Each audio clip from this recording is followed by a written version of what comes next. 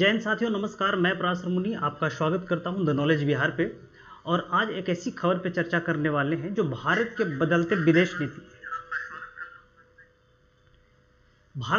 विदेश नीति और भारत चीन संबंधों को जिस प्रकार से हाल में दिशा और गति दी गई है उसको काफ़ी प्रभावित करने वाला है, क्योंकि चीन के द्वारा हाल में एक मैप जारी किया गया है जिसमें भारत और चीन के बीच में विवादित क्षेत्रों को दर्शाया गया है, खास करके उन क्षेत्रों को जिस पर चीन जो है पिछले कई दशकों से अपना क्षेत्र बताता आ रहा है, जिसमें आप देखते हैं कि जैसे अरुणाचल प्रदेश है, जैसे लद्दाख का जो अक्साई चीन है। तो ऐसे क्षेत्रों को जो चीन ने अपने क्षेत्र में अपने मैप में प्रसारित किया है। तो हम इन्हीं खबरों पर विस्तार से चर्चा करने वाले हैं कि किस प्रकार से चीन जो है वैसे समय में इस मैप को प्रसारित किया है जब भारत में दुनिया के सबसे बड़े समिट होने वाला G20 समिट, जिसमें 20 ऐसे राष्ट्र के जो अध्यक्ष हैं वो शामिल होने वाले हैं, जो दुनिया में 80% GDP अपने पास रखता है। तो हम इन्हीं सारे तमाम खबरों पर चर्चा करने वाले हैं कि क्या भारत की विदेश नीति चीन के संबंध में कहीं दुबली तो नहीं नजर आती है। तो चलिए हम शुरू करते हैं। देखिए, लेकिन उसके पहले हम एक बात बताएं कि अभी हाल में जो मैप प्रसारित हुआ है इसको बहुत सारे मीडिया कवरेज मिली है। सभी बड़े अखबारों ने इसको बहुत मतलब वाइडली कवर किया है। तो एक एक करके आप देखिए कि किस प्रकार से जो है हिंदुस्तान टाइम्स का आर्टिकल है, इसमें जयशंकर साहब से पूछा गया कि क्या आपको लगता है कि किस प्रकार से जिस प्रकार से चीन ने जो मैप प्रसारित किया है उसको देखते हुए भारत और चीन के बीच में संबंध कैसे आपको लगते हैं। तो उन्होंने कहा कि देखिए, चीन का जो मैप प्रसारित किया गया बिल्कुल बकवास है, बिल्कुल उसका एक प्रोपेगेंडा है। इस प्रकार से वो पहले भी करता, 2017 में भी 2021 में भी उस प्रकार से मैप उन्होंने प्रकाशित किए हैं।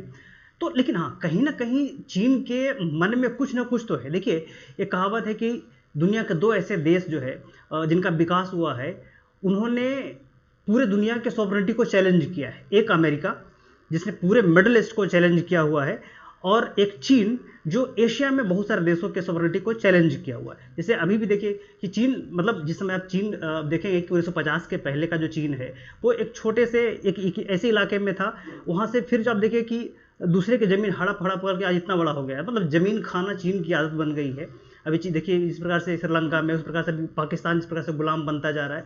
तो उस प्रकार से चीन का जो एक मंशा है ज़मीन खा खा के फूलने का, उसमें भारत को भी वो चैलेंज करता रहा है। तो खैर इन्हीं सब चीज़ों को हम आगे चर्चा करेंगे, आखिर में चीन का क्या मंशा है, चीन चाहता क्या है।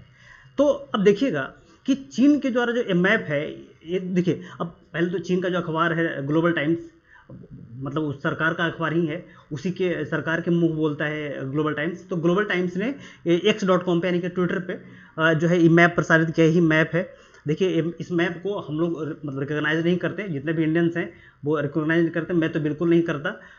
देखिए, ये अपना भारत है, ये पूरा जो भारत का मैप है ये है। हाँ देखिए, ये भारत का मैप है। तो भारत के मैप में पूरा मैप है भारत का। ये चीन है, ये पाकिस्तान है, ये भारत है। और लेकिन चीन ने जो मैप जारी किया है वो ये इस प्रकार से मैप जारी किया है। तो देखिए, ये जो है कायदे के हिसाब से ये वाला जो इलाका है वो भारत का होना चाहिए था, लेकिन इसको अपने क्षेत्र में मिला लिया सिंजियांग प्रांत में। और ये जो है तिब्बत का जो है ये मामला, ये इलाका तिब्बत का है। और यहाँ से ये वाला इलाका जो आप देख रहे हैं ना, ये है आपका अरुणाचल प्रदेश का इलाका, उसको भी उन्होंने अपने क्षेत्र में मिला लिया है। ठीक है, चीन ने। लेकिन अब बात आती है कि जो अरुणाचल प्रदेश है उसको चीन कहता है कि ये साउथ तिब्बत है, दक्षिण तिब्बत है ये। और जबकि आप देखें, आपने जाना होगा कि 1962 में जब चीन ने जब आक्रमण किया था तो इन इलाकों में बहुत सारे इलाकों को उन्होंने अपने क्षेत्र में मिला लिया था। यहाँ का इलाका भी बहुत सारे क्षेत्र अपने मिला लिया था। तो अक्साई चीन जो है वो 1962 में ही, और अरुणाचल प्रदेश का भी इलाका जो है 1962 में ही उसने मतलब कब्जे में ले लिया था। उसके बाद आप देखते हैं कि चीन और भारत के बीच में जो मैकमोहन लाइन है उसको, जिसको 1914 में ड्रॉ किया गया था, इसको चीन मानता नहीं है ना। वो जो है एक लाइन है 1865 का जो है जॉनसन लाइन, उसको मानता है।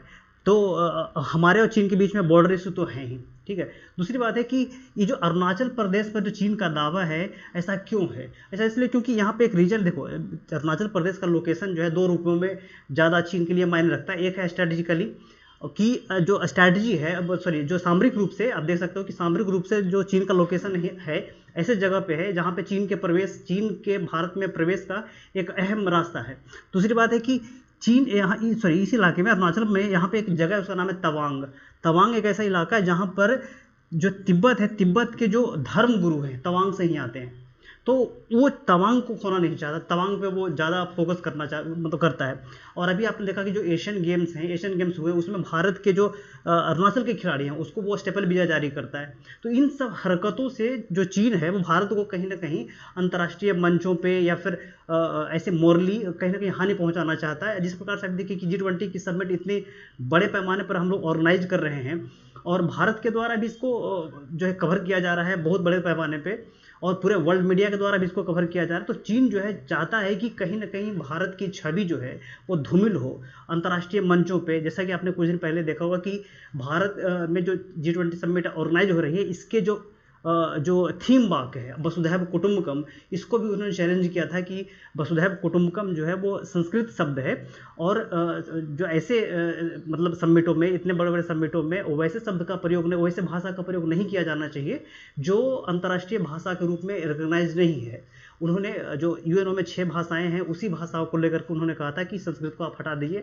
तो भारतीय सरकार ने इस पर जो कोई ज़्यादा रिएक्शन भी नहीं दिया और उसमें आप देखें कि बहुत सारे मीटिंग का जो लास्ट में जो ये निकलता है उसमें उसको वसुधैव कुटुंबकम को हटा दिया गया है। लेकिन अभी अब जो दिल्ली में देखेंगे जो हो रहा है उसमें बहुत जगह पे उसको लिखा हुआ है, लेकिन हाँ प्रेस रिलीज होता है मीटिंग के अंतिम में उसमें उसको हटा दिया गया है। तो खैर छोड़िए, तो विवाद ये है कि जो है चीन ने इस इलाके को अपने अंदर में जारी किया है।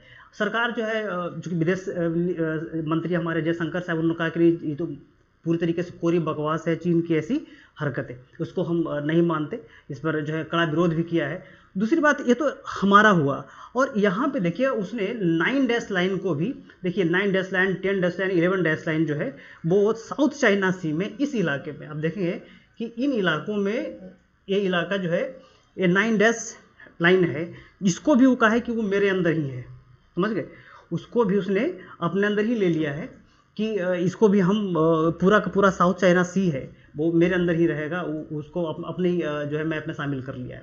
देखिए चीन जो है एक ऐसा देश है जिसका विस्तार जो जिसका विकास जो है अकेले हुआ है, एक क्षेत्र हुआ है पूरा साउथ चाइना सी में, इंडो पैसिफिक में एक समय राज्य करता था वो आज भी उसकी अकड़ वही है। लेकिन दूसरी बात है कि भारत जिस प्रकार से एशिया में एक नया सुपर पावर, एक ग्लोबल पावर के रूप में उभरता आ रहा है वो चीन को पच नहीं रहा है, समझ गए। तो कहीं ना कहीं चीन का ऐसे प्रोपेगेंडा तो होने चाहिए। दूसरी बात है कि जिस प्रकार से भारत का इकोनॉमी स्ट्रक्चर बढ़ रहा है, जिस प्रकार से भारत का पूरे विदेश नीति जो है एक अलग रूप में चल रही है, तो चीन को कहीं ना कहीं झटका तो लग रहा है। जिस प्रकार से चीन का जो फॉल हो रहा है, इकोनॉमिक फॉल हो रहा है, आप देख रहे हैं कि चीन से भाग भाग के कंपनियां जो है ताइवान में, इंडिया में आ रही है, तो चीन को डर तो है।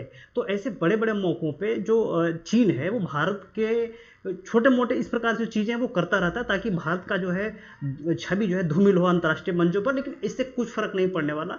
दुनिया जानती है कि चीन क्यों ऐसा करता है। तो चलिए अब ये बात तो ये है, अब इसके चक्कर में क्या हो गया कि जो 9 डैश लाइन है पूरा का पूरा साउथ चाइना सी का इलाका है, इसमें प्रभावित है तो फिलीपींस है, यहाँ पे ताइवान है, यहाँ पे आप देखिएगा कि सिंगापुर है, मलेशिया है, ये सारे लोग जो है मतलब सारे लोग के कान खड़े हो गए भाई कि तो आता है एक्सक्लूसिव इकोनॉमिक जोन में आता है ये पूरा का इलाका। तो उन्होंने कहा कि नहीं ये तो अब देखिए कि जो साउथ चाइना सी है ये संसाधन का बहुत बड़ा भंडार है, जैसे अरुणाचल प्रदेश संसाधन का बहुत बड़ा भंडार है, वहाँ भी गोल्ड के रिजर्व मिले हैं, वहाँ पे अभी जो है आप देखिए कि लिथियम के रिजर्व मिले हैं, वहाँ बहुत सारे इस इलाके में रिजर्व है। सबसे बड़ी बात है कि यहाँ पे तो हाइड्रो पावर का बहुत बड़ा भंडार है ना, इस इलाके में बहुत सारी मतलब नदियाँ बहती है जहाँ पे ऐसे जल बिजली जो होते हैं मतलब जल ऊर्जा जो होते हैं ना उसके बहुत बड़े भंडार यहाँ पे हैं। यहाँ अगर बांध बना करके बिजली बनाई जाए तो बहुत अधिक मात्रा में बिजली का उत्पादन होगा। तो इन इलाकों से इन चीज़ों को देखते हुए जो है वो ऊर्जा पे कब्जा करने के लिए इन पर जो है अधिकार करना चाहता है, ठीक है। तो ये तो एक बात होगी, उसके जो एक मतलब इतने बड़े मैप को जारी करने का एक उसका एक अलग स्ट्रैटेजी है। दूसरा कि भारत को क्या करना चाहिए, तो भारत को वही करना चाहिए जो भी हाल में भारत करता रहा चीन के साथ में। पहला कि हम लोगों ने जिस प्रकार से इकोनॉमिक रूप से चीन से लैपटॉप वगैरह, चीन के ऐप वगैरह जो बैन किए हैं, वो लगातार करते रहना चाहिए। भारत का जो ताइवान को सपोर्ट है वो फुल्ली देना चाहिए। जितने भी चीन के दुश्मन है, जैसे फिलीपींस है, ताइवान है, उसको बिल्कुल सपोर्ट करते रहे। अच्छा, एक बात और कहीं ना कहीं चूक है, अभी कुछ दिन पहले ही आपने देखा होगा, पढ़ा होगा कहीं, कि चीन ने लगभग ऐसे 50 लाख मैप जो है उसको जला दिए, रद्द करवा दिए, जिसमें चीन के सही मैप को प्रदर्शित नहीं किया गया था। तो भारत को भी चाहिए कि जो है चीन का जो मैप है, सॉरी, भारत को भी चाहिए कि भारत का जो अपना मैप है उसको भी जारी करना चाहिए, और अपना मैप को सुधार करके लोगों पे, मतलब जितने भी, देखिए अभी G20 की समिट जो भारत में हो रही है, तो भारत को भी चाहिए कि अपने मैप को, मतलब G20 के टेबल पर रखो, और सारे, जैसे देखिए कि हम लोग अपना मैप मानते हैं, लेकिन जो हमारा मैप है वो यूरोपियंस नहीं मानते, अमेरिकन नहीं मानते, है ना। जितना भी अंतर्राष्ट्रीय संस्था है वो हमारे मैप को रिकॉग्नाइज नहीं करते। वो जो है आपको ये वाला इलाका है, ये वाला इलाका है, वो हम लोग को दिखाते नहीं है। आप अगर अंतर्राष्ट्रीय मैप देखिएगा तो वो हमारा मैप ही काट देते हैं। तो सोचिए कि जब जिस प्रकार से अमेरिका कहता है कि हम आपके जो है स्ट्रेटजिक पार्टनर हैं, हम आपका ग्लोबल पार्टनर हैं, तो ग्लोबल पार्टनर तभी बनोगे ना भाई जब मेरे मैप को भी स्वीकार करोगे। मैप भी नहीं स्वीकार करते। तो इंडिया के सामने एक अच्छा मौका है कि अपने मैप को, अपने पूरी तरीके से फॉरेन पॉलिसी को क्लियर कट इस बड़े प्लेटफॉर्म पे रखे, और चीन को तो जवाब देना ही पड़ेगा। चीन को नहीं जवाब देंगे तो फिर काम नहीं बनेगा, है ना। चीन ऐसे ऐसे मौक़ों पर आंख दिखाता रहेगा। तो फिलहाल तो इस वीडियो में इतना ही था। जैसे ही और कुछ डेवलपमेंट इसमें होता है तो हम आपके सामने आते रहेंगे लेकर के। तब तक के लिए आप जो है मेरा चैनल थोड़ा सब्सक्राइब कर लीजिए। आप लोग सब्सक्राइब करते नहीं है तो ये दिक्कत है भाई। तो चलिए, इसमें इतना ही रहेगा।